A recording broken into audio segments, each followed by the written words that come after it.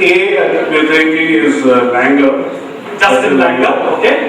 The Channel 9 guy is, we're thinking is... I just want to know how do we know him better. We're thinking is Tony Gray. Tony Gray, okay. So and, okay. And how does it connect to a popular search engine and a dismissal rule in backyard cricket? See, dismissal rule in backyard cricket again, guess, is that one puppy bounce. One puppy bounce, okay. Okay, so we're taking Google, so one bounce and you reach your... Nice. Okay, so... okay, I'll put you out of your misery. That's not what I'm looking for. Team 1. Quizmasters can get pretty statistics at times. I could have stopped them at the beginning itself.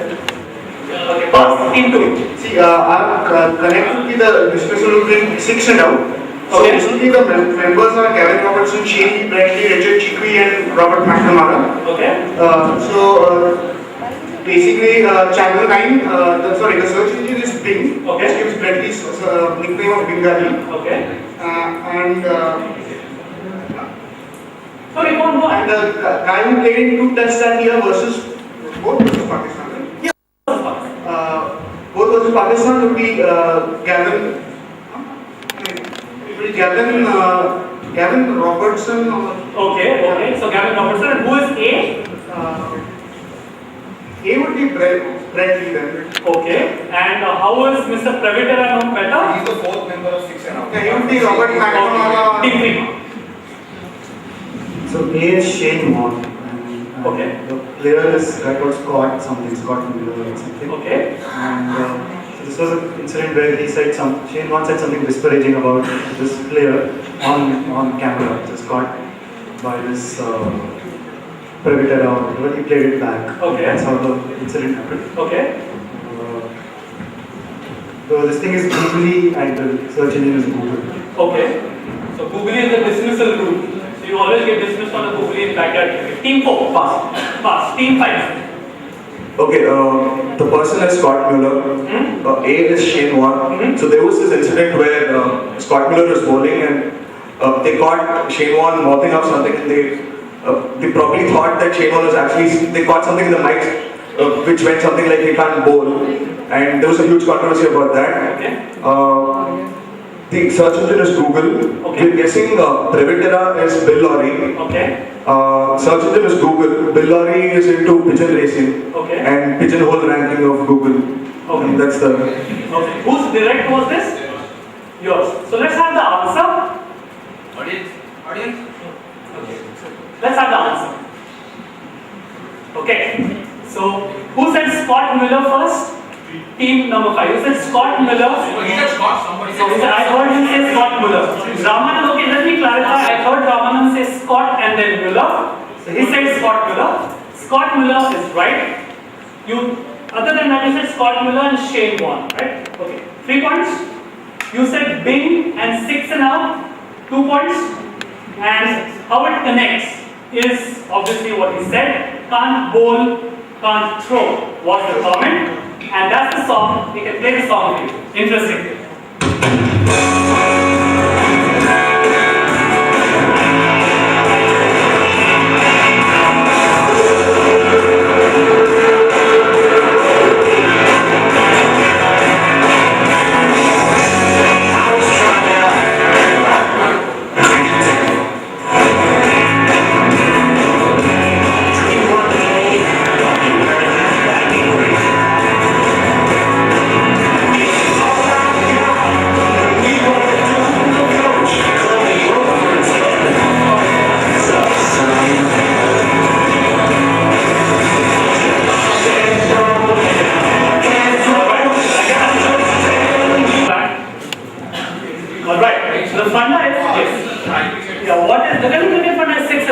If you're playing in an enclosed space, if you hit a 6, you get 6 runs and you're out because the ball goes, right? Okay, in the audience, anybody wants to make a crack for how is Mr. Pravitera known better? Cameraman Joe. Okay. Few chuckles.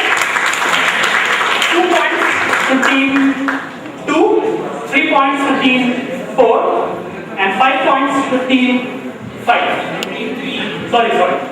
2 points to team 2. 3 points to team 3 and 5 points to team 5. How poetic is that? That's nice. Okay, this passed all the way around, right? Okay. Okay, so team number 6 gets the next, and the connect. Okay, this is the next. This first day cover with 4 stamps was issued by India Post to commemorate the 2010 Delhi Commonwealth Games. Simple. What was significant or special about these stamps? There was something very special, very significant.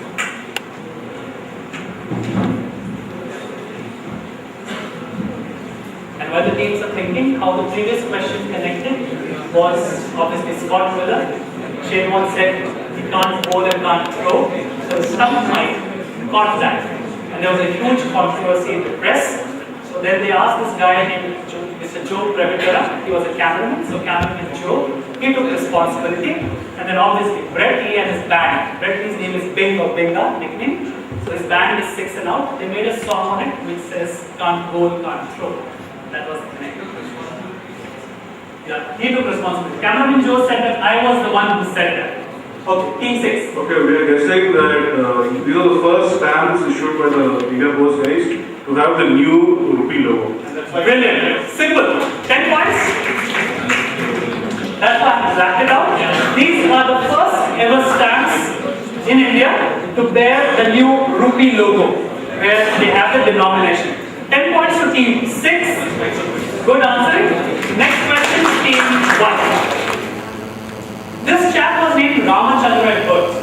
However, since his parents already had 2 sons who died in their infancy, they thought that there was a curse against their male children. So for the first few years of his life, they actually raised him as a girl, including dressing him up in girl clothes, making him wear a nose ring and stuff like that. Then again, his parents had a younger brother to him. Then they switched back to treating him as a boy. However, during this earlier phase, he acquired a nickname by which he became famous throughout his life. Who am I talking about? Nathu Ram Godse. And why? Nath and Ram. Absolutely. Nath and Ram. Nathu Ram Godse, I hope everybody can include this. Nathu Ram Godse's real name was Ramachandra Godse. He used to wear a nose ring. He was made to wear a nose ring when he was small, part of the entire trans dressing persona. And so nose ring is Nath, and obviously his name was Ramachandra Ram, so Nathu Ram. Brilliant answer. 10 points to team 1. And the next question goes to team 2. In 2006, BBC's popular motoring show Top Gear held a test to see which of their presenters, that is the presenters of Top Gear, could design the best amphibious car. Richard Hammond and Jeremy Clarkson's creations both sank. However, James Mean made something, a model called the Triumph Herald, which complete with sail and mast, performed really well, though there was no wind on that day, and he was able to drive it out of the water. I just want to know at which location in Staffordshire, which is also famous for a literary connection, was this test held? Team 2.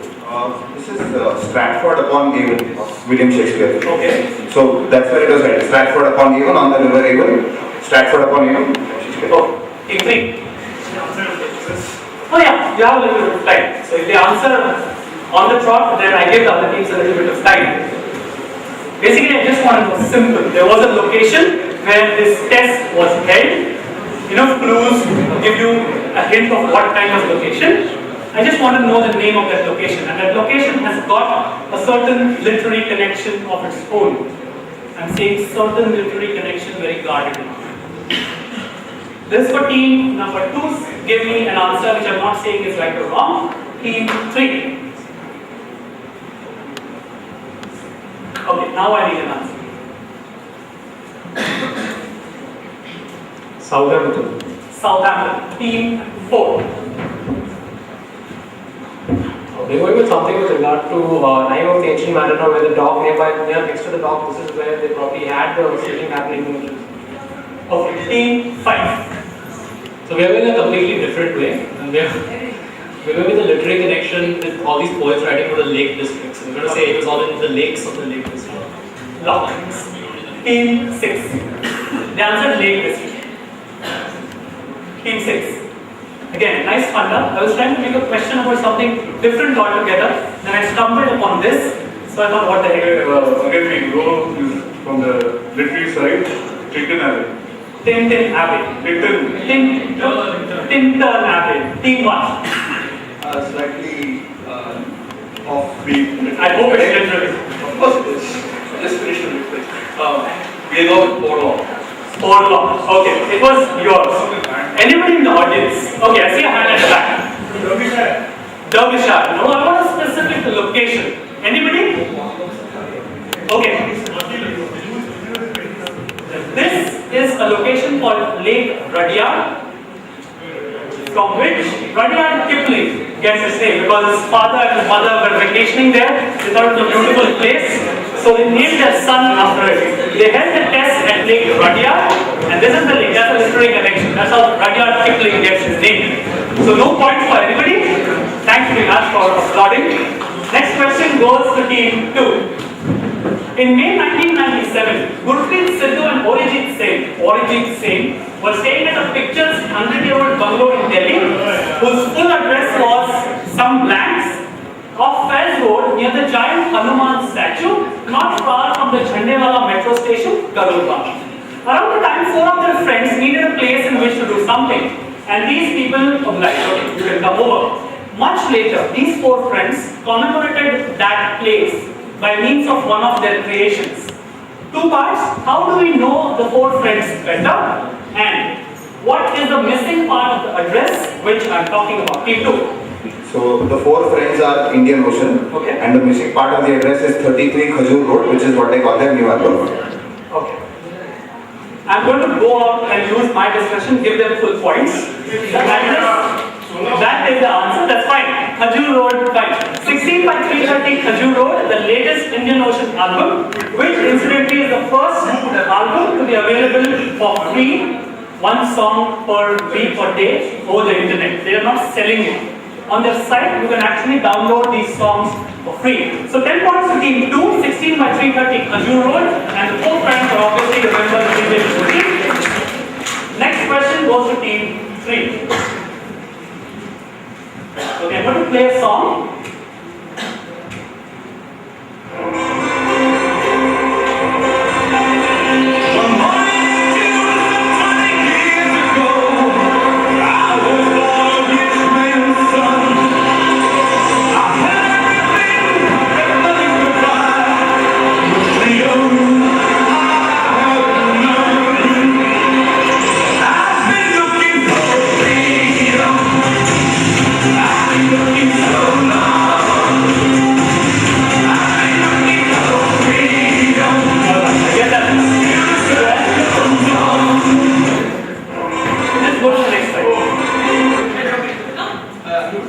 Next slide.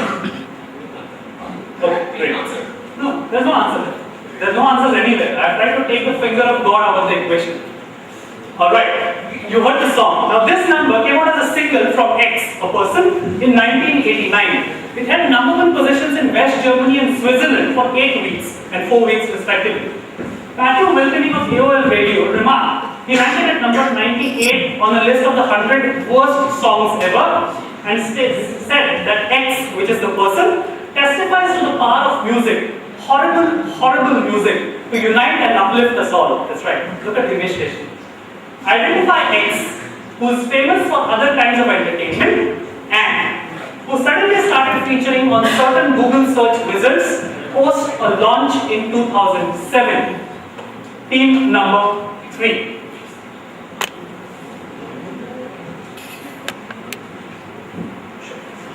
Just a small request from the teams on stage, take the volume down a couple of notches, a little. Okay, team 3. I just want you to identify who is X. I like that. Yes, William Shatner.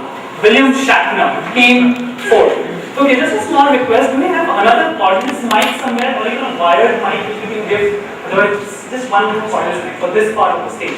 Okay, team 4, I need an answer. Who's next? Pass. No passes. Come on, guys. Team 5. This is David Hasselhoff, and his Google search was him drunk on the floor eating a hamburger. Oh, brilliant, brilliant. 10 points to team 5. This is David Hasselhoff, and the launch in 2007 is obviously IPL. Knight Rider, when people searched for Knight Rider, they came across the television series from which Shah Rukh Khan was inspired to name his team the Kolkata Knight Riders. And David Hasselhoff is the answer. 10 points to team 5. The next question goes to team 6.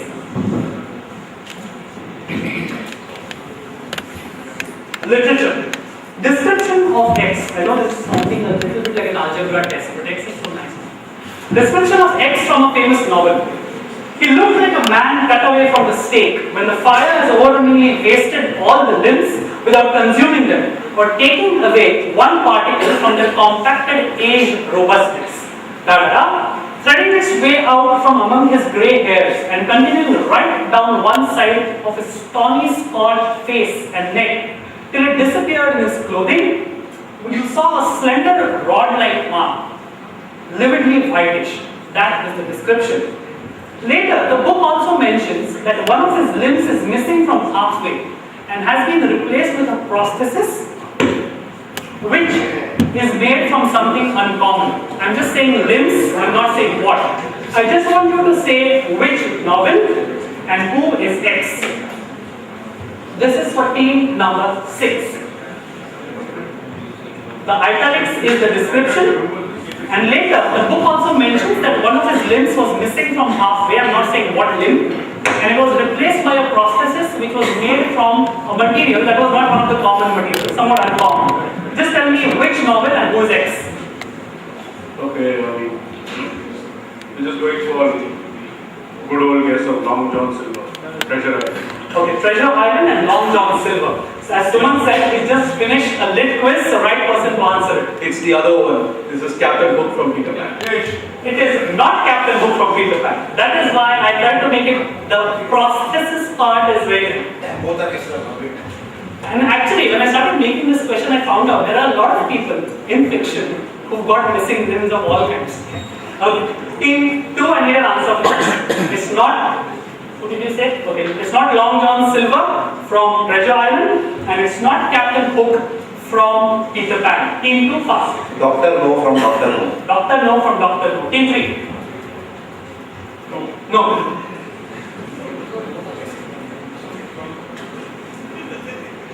Okay. The audience can put their hands up. If the other teams don't answer, I'll come to you. Yes, team 3. Ernst Blofeld. Ernst Stavro Blofeld. And which novel? Any of the Bond novels. Team 4. Fast. Pass it. Fast. Team 5. Showing your well-love for Harry Potter, we are going to guess Peter Pettigrew and his silver hand. Okay. Harry Potter, Peter Pettigrew and his silver hand. He cut off part of his hand. Part of the servant willingly given something to resurrect Voldemort? No. It was yours, right? Audience, yes. Is it Moby Dick? And? Moby Dick and Captain Anthony. Perfect. Give me your name. Give me your name and give him 2 prizes. That's a brilliant answer. We have some lovely quizzing teams here. Please tell me your name. I'm Samir Jena from Agency Class. Okay, Samir Jena, give him a big round of applause, right? And the substance from which his leg was made was the jaw bone of a sperm whale. So no points for anybody? Full points, I guess 100 points for Salim Jena, there the audience, and Congress audience prizes. So the novel is Moby Dick, the Great White Whale, and Captain Ahab, the protagonist. No points for anybody. Next question goes back to team 6. No, team audience. Just put up your hands. In 1946, the Merriam-Webster dictionary defined this 8-letter word as a person who tabulates numbers, accountant, actuary, or bookkeeper. Which 8-letter word am I talking about? Okay, Kunal. Computer. No other hands. What can I do? Give him a prize, please. Kunal Sawadekar. Okay, no, he answers. This is computer. That is what a computer meant in the old days. To compute meant to calculate and keep books and so on. I guess we've got one more audience question. Let's have it. Born on 16 June 1994, he's cheerful and sporty.